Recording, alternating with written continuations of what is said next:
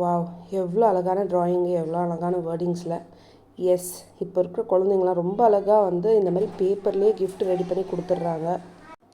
இந்த கேக் பார்த்தே கண்டுபிடிச்சிருப்பீங்க. Yes, it's my birthday. எல்லாருமே வந்துட்டு நிறைய கமெண்ட்ஸ்லாம் பண்ணுறாங்க, நிறைய வீடியோஸில் பார்க்குறேன். எப்படி இருந்தாலும் எனக்கு யாரும் கமெண்ட் பண்ண போகிறதில்ல, விஷ் பண்ண போகிறதுன்னு தெரியும். It's okay, still I share my special moments with you.